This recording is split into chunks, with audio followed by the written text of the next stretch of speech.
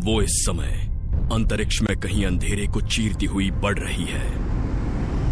हम उसे देख नहीं सकते, लेकिन एक गगनचुंबी इमारत जितनी बड़ी चट्टान हमारी तरफ बढ़ती चली आ रही है।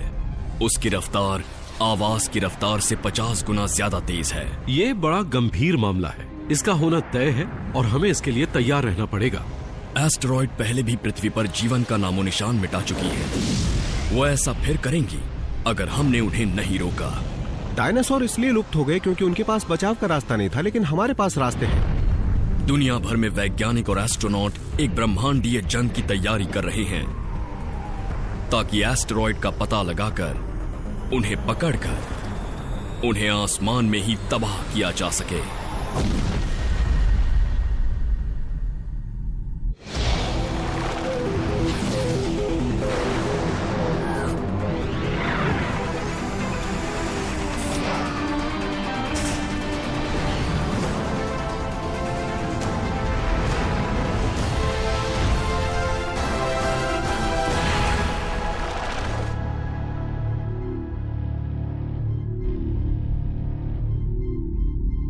हम सोचते हैं कि अंतरिक्ष एक खामोश खाली जगह है, लेकिन ब्रह्मांड में बहुत उथल पुथल मची रहती है।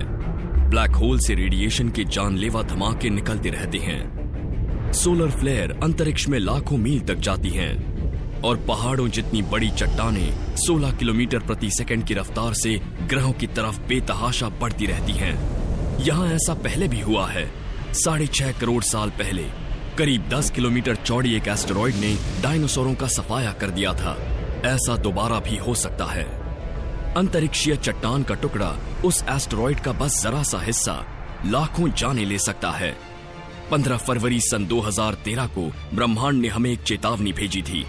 महज 18 मीटर चौड़ी एक एस्टेरॉयड चेलियाबिंस्क रूस के ऊपर हवा में फट गई, जिससे हजारों लोग जख्मी हो गए। लोग खिड़कियों के पास ऊपर आसमान में हुए उस नजारे को देखने के लिए आ गए और कुछ ही पल बाद उससे निकली शॉकवेव ने खिड़कियों के परखच्चे उड़ा दिए और लोगों को घायल कर दिया। ये वो घटना है जिसे खुद इंसानों ने अनुभव किया और इससे हकीकत का अंदाजा होता है। इसीलिए हम एस्टेरॉयड का अध्ययन करते हैं। Dan Durda Southwest Research Institute में एक प्लानिटरी साइंटिस्ट हैं जो दुनिया भर में एस्टेरॉयड के असर पर नजर रखते आ रहे हैं। वो उन सेंसरों से जानकारी लेते हैं जिन्हें भूकंपों और अनाधिकृत न्यूक्लियर टेस्ट के लिए बनाया गया है, और खबर अच्छी नहीं है। उन डिटेक्टर से हमें पता चला कि पिछले कई दर्जन साल पहले दुनिया भर में शहरों पर जबरदस्त असर डालने वाली एस्टेरॉयड के धमाकों की घटनाएं हुई हैं। उनमें से ज्यादातर धमाके समुद्रों, एंटार्क्टिका या दूसरे रेगिस्तानी इलाकों के ऊपर हुए हैं, लेकिन पृथ्वी की लगातार बढ़ती आबादी के चलते इस बात की संभावना भी बढ़ती चली जा रही है कि रिहायशी इलाकों में फुटबॉल के मैदान जितनी बड़ी चट्टानें टकरा सकती हैं। ये बहुत जरूरी है कि हम इसका पूर्वानुमान लगा सकें कि ये चट्टानें कितना नुकसान पहुंचाने वाली हैं। आकार बहुत मायने रखता है, लेकिन अगली अहम चीज है वो एंगल जिस पर वो पृथ्वी के वायुमंडल में दाखिल होंगी। एंगल इस बात का पता लगाने के लिए सबसे जरूरी है कि जमीन पर कितना नुकसान हो सकता है, क्योंकि जो चीजें जमीन की सतह पर सीधे आकर टकराती हैं वो वायुमंडल में बहुत गहराई तक जा सकती हैं। जब एक एस्टेरॉयड वायुमंडल से टकराती है तो वो जलने लगती है। छोटी चट्टानें ज्यादा दूर नहीं जा सकती क्योंकि वो बहुत ज्यादा गर्म होकर हवा में ही फट जाती हैं। जितने खड़े एंगल से वो वायुमंडल में दाखिल होंगी, उतनी ही ज्यादा वो फटने से पहले जमीन तक पहुंचेगी और उतना ज्यादा नुकसान पहुंचाएगी। लेकिन अलग अलग एंगल से होने वाले नुकसान की सही भविष्यवाणियां करना अभी तक मुमकिन नहीं है। आज डैन इसका पता लगाने के लिए एक्सप्लोसिव्स टेस्ट फैसिलिटी में आए हैं। इसकी शुरुआत वो चेलियाबिंस्क एस्टेरॉयड के धमाके की ताकत को फिर से पैदा करने से करेंगे। ये 750 लीटर की हवाई तोप शहर से टकराने वाली उस ब्लास्ट वेव की ताकत को फिर से पैदा कर सकती है अपने आगे करीब 6 मीटर के एक छोटे से हिस्से में। ओके, 3, 2, 1। क्या बात है। चेलियाबिंस्क एस्टेरॉयड 19 डिग्री के निचले एंगल पर दाखिल हुई और 23,000 मीटर की ऊंचाई पर फट गई। जब तक उसकी शॉक वेव 24 किलोमीटर नीचे जमीन तक पहुंची, उसका असर काफी कम हो गया था। उसमें इतनी ताकत नहीं थी कि वो गाड़ी की खिड़की के रीइंफोर्स्ड लैमिनेटेड कांच को तोड़ सके, लेकिन वो इतनी ताकतवर थी कि उसने अपने रास्ते में आने वाली 7000 इमारतों की सादे कांच वाली खिड़कियां तोड़ दी, जिसकी वजह से ज्यादातर लोग जख्मी हुए। कई मामलों में हम चेल्याबिंस्क के मामले में किस्मत वाले रहे। वो एस्टेरॉइड वायुमंडल में बहुत तिरछे एंगल पर अंदर आई, लगभग 19 डिग्री के आसपास, लेकिन ज्यादातर ऐसा नहीं होगा। ज्यादातर एस्टेरॉइड पृथ्वी की सतह पर सीधे खड़े एंगल से टकराएंगी, लगभग 45 डिग्री से। अगर चेल्याबिंस्क एस्टेरॉइड और ज्यादा खड़े एंगल यानी 45 डिग्री पर आई होती तो डैन के हिसाब से वो महज 12,000 मीटर की ऊंचाई पर फट जाती और उसकी शॉक वेव का जमीन पर टकराने का दबाव करीब 10 गुना ज्यादा होता। उस नुकसान की झलक देखने के लिए डैन एयर कैनन पर दबाव बढ़ा देते हैं। तैयार हो? ठीक है, चलो पूरी तैयारी है, शुरू करते हैं। 3, 2, 1। वाह, क्या बात है! इसका तो बहुत बुरा हाल हुआ।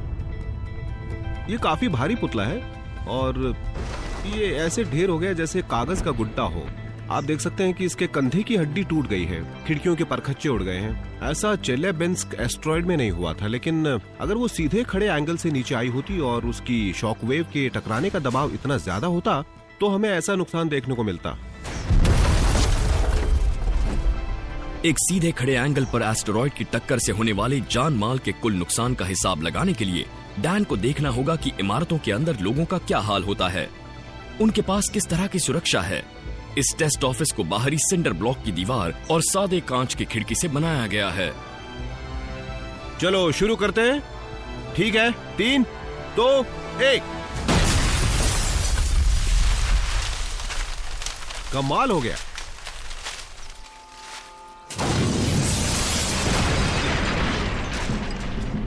आपको ये देखने को मिलेगा, आपने देखा ना, सारी चीजें तितर बितर हो गई और पूरे ऑफिस का नामो निशान तक मिट गया।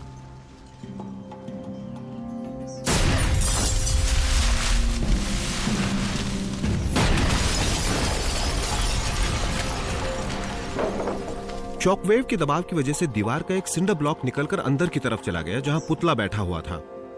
जरा इस पुतले का हाल देखिए, इसके जूते मोजे तक निकल गए। इसमें पक्का जानमाल का नुकसान हुआ है। ये खतरनाक हालात हैं। यहाँ पर कांच का एक टुकड़ा भी लकड़ी में धंस गया है। जी हाँ, ठोस लकड़ी की दीवार में। इस तरह के हालात का आप सामना नहीं करना चाहेंगे और हमें इसी को रोकना होगा।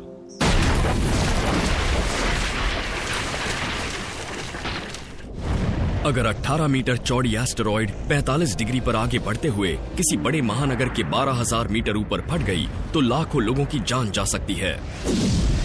चेल्याबिंस्क की घटना एक चेतावनी थी, लेकिन सच कहूं तो यहाँ खड़े होकर इसे देखने के बाद हकीकत और भी ज्यादा भयानक हो जाती है। इस तरह की बर्बादी रोकने के लिए हमें एस्टेरॉइड को उनके टकराने से बहुत पहले ढूंढना होगा ताकि बचाव के लिए कदम उठाने का वक्त मिल सके, लेकिन यह आसान नहीं है। चेल्याबिंस्क वाली एस्टेरॉइड जितनी बड़ी या करीब उसके बराबर की एस्टेरॉइड हमें अब तक सिर्फ 1% ही मिल पाई है और हमें लगता है कि अंतरिक्ष में अब भी ऐसी हजारों से लेकर लाखों एस्टेरॉइड हैं जिन्हें ढूंढा जाना बाकी है। इन्हें ढूंढने में दिक्कत ये है कि वो तब तक दिखाई नहीं देती जब तक कि वो बहुत नजदीक न आ जाए। नासा ने एक एस्टेरॉइड ग्रैंड चैलेंज शुरू किया है जिसमें उसने दुनिया भर के वैज्ञानिकों से खतरनाक एस्टेरॉइड का पता लगाने में उनकी मदद मांगी है।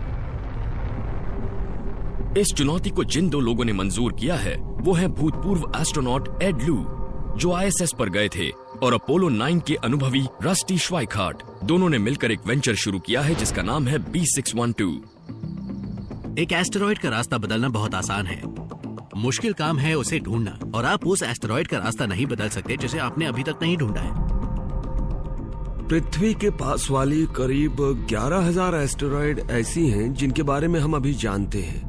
तो अगला कदम बाकी बची ऐसी लाखों चट्टानों को ढूंढने का है जो पृथ्वी से टकराने पर जबरदस्त तबाही मचा सकती हैं, और उसके लिए अंतरिक्ष में एक टेलीस्कोप चाहिए। पृथ्वी के पास वाली एस्टेरॉइड को ढूंढना चुनौती भरा काम है क्योंकि वो छोटी और गहरे रंग की होती हैं और जमीनी टेलीस्कोप उन्हें सूरज की जबरदस्त चमक में देख नहीं पाते। इससे निपटने के लिए B612 का इरादा सूरज के पास की कक्षा में एक स्पेस टेलीस्कोप भेजने का है ताकि वो उसे घुमाकर उन एस्टेरॉइड को देख सकें जब सूरज टेलीस्कोप के पीछे हो। हम एक इंफ्रारेड स्पेस टेलीस्कोप भेजने वाले हैं और वो पृथ्वी की कक्षा पर नजर रखेगा और असल में पृथ्वी की कक्षा को पार करने वाली सारी बड़ी बड़ी एस्टेरॉइड का पता लगाएगा। हालांकि एस्टेरॉइड गहरे रंग की होती हैं, फिर भी वो सूरज की गर्मी सोखती हैं और इंफ्रारेड में चमकती हैं। सेंटिनल नाम की B612 की टेलीस्कोप में बेहद संवेदनशील इंफ्रारेड डिटेक्टर लगे होंगे ताकि वो उस चमक को देख सकें। लेकिन फिलहाल B612 की सबसे बड़ी चुनौती ऐसे लोगों को ढूंढना है जो सेंटिनल को छोड़ने के लिए जरूरी $50 करोड़ दे सके। इसलिए रस्टी और एड देश भर में घूम घूम कर ऐसे लोगों को ढूंढ रहे हैं जो दुनिया बचाना चाहते हों। आज रात मेरा मकसद लोगों को ये एहसास कराना है कि हम इंसान असल में पूरे सौर मंडल का रास्ता बदल सकते हैं ताकि इस ग्रह से कभी कोई एस्टेरॉइड ना टकराए।